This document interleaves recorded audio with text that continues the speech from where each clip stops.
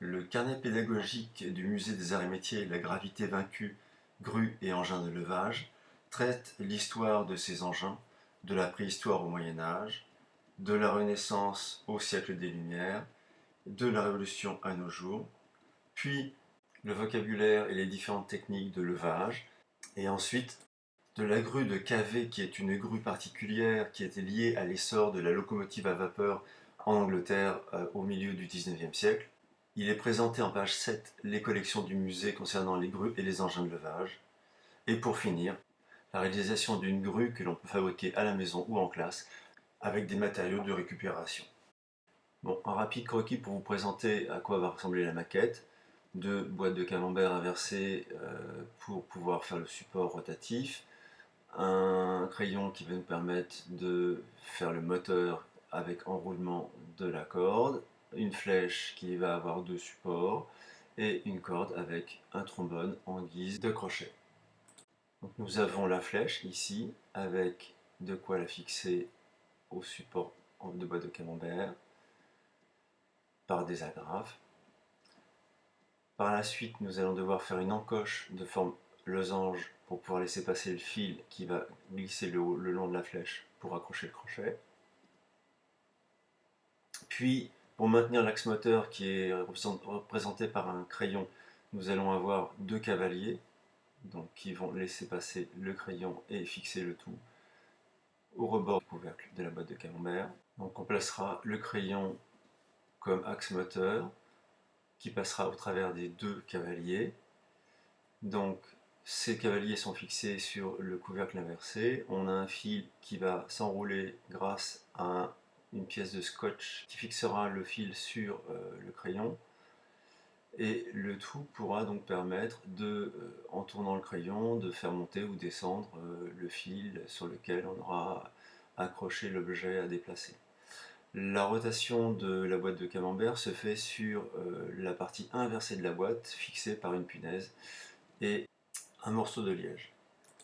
Pour réaliser plus facilement cette maquette, j'ai refait les plans qui vont vous permettre d'imprimer directement sur Bristol ou carton d'emballage fin les différentes pièces. Si vous n'avez pas de feuille format A4 en Bristol et que vous récupérez du carton d'emballage, que celui-ci est un peu étroit, je vous ai préparé des feuilles avec des parties séparées de supports de flèches et de flèches avec les cavaliers.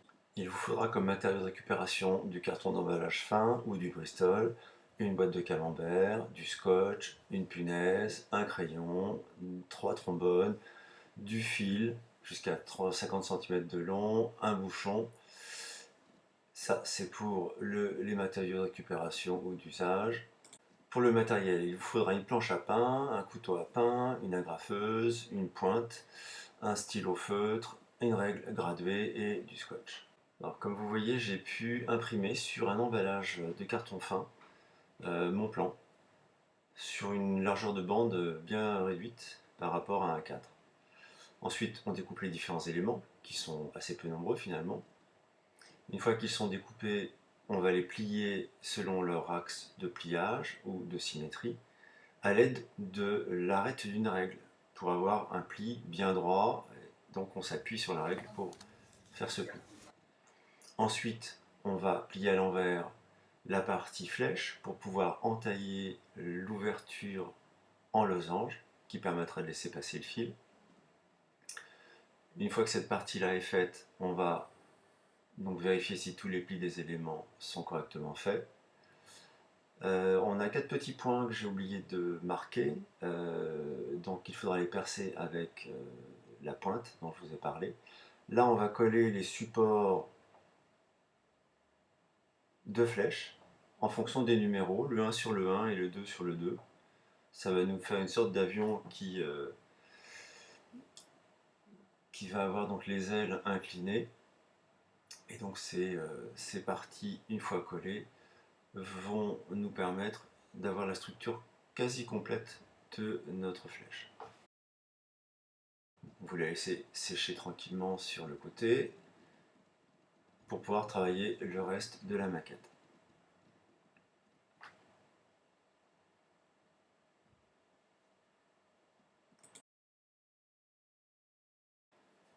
Nous allons maintenant placer les cavaliers sur le rebord de la boîte de camembert. Alors, il faut déjà repérer le centre de cette boîte, donc vous mesurez la moitié de son diamètre pour avoir à peu près le centre. Sur ce centre, on placera la punaise qui permettra d'être l'axe de rotation. Ensuite, sur l'autre partie, la grande partie, on va placer ici les axes qui vont nous permettre de repérer la position des cavaliers.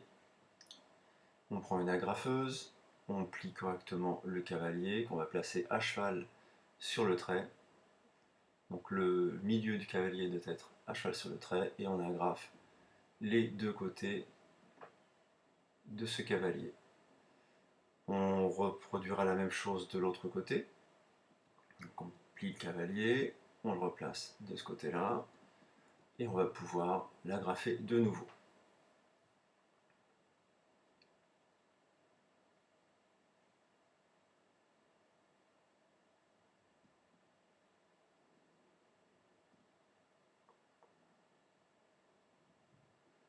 On place ensuite la partie pliée de la base de la flèche, bien au milieu de l'axe qui est perpendiculaire à l'axe des cavaliers. Puis on l'agrafe. Ensuite, les deux supports de flèche, on va les placer à l'intérieur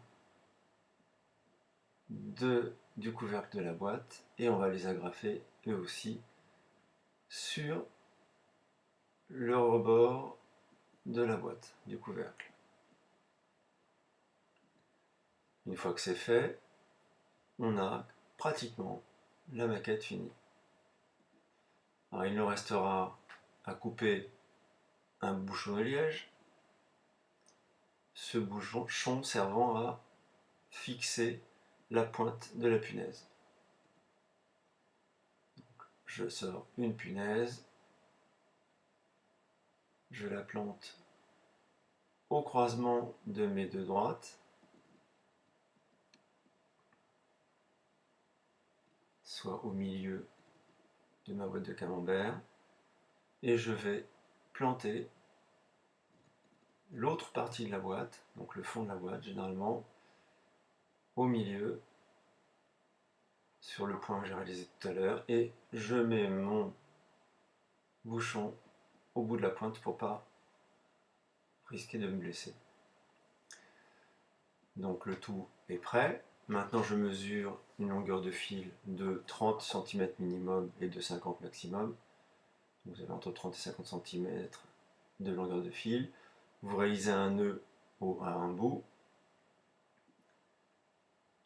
Puis vous allez prendre un morceau de scotch, les trombones. Donc on peut placer le trombone qui correspondra au crochet. Sinon on va placer à l'intérieur des trous que l'on a percés le petit trombone avec la partie supérieure qui va permettre aux tiges métalliques de passer au-dessus de la flèche, puisque cette partie métallique est lisse et elle permettra plus facilement au fil de glisser le long de la flèche. On fait pareil avec la partie en bout de flèche, qui aura la même fonction, celle de faire glisser plus facilement le fil et de le guider.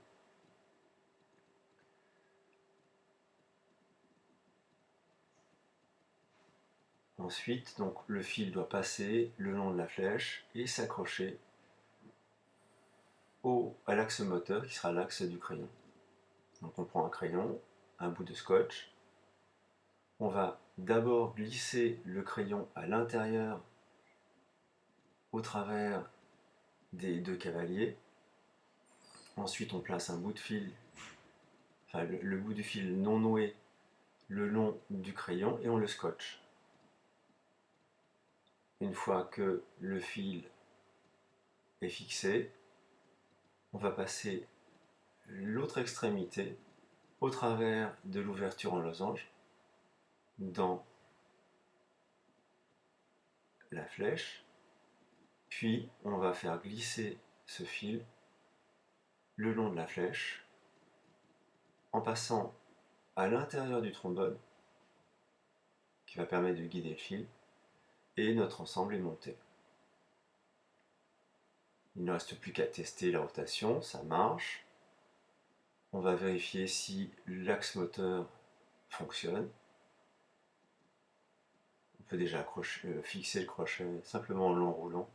C'est un simple trombone. On l'ouvre un petit peu pour pouvoir accrocher des éléments. Et on va tester l'ensemble pour vérifier si effectivement ça fonctionne. En tout cas, pour l'instant, ça a l'air de monter. On va pouvoir faire des essais avec une charge.